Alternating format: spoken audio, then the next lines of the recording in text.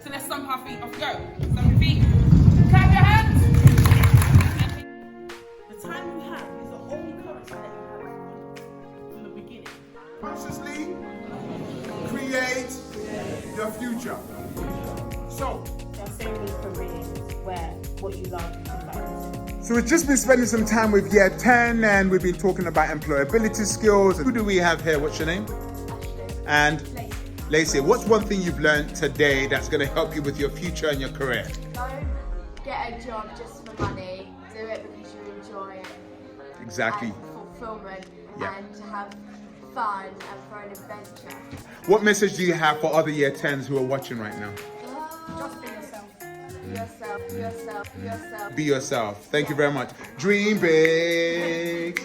Act now. Never give up. You're amazing. Act now. Never give up. You're amazing. Dream big. Act now.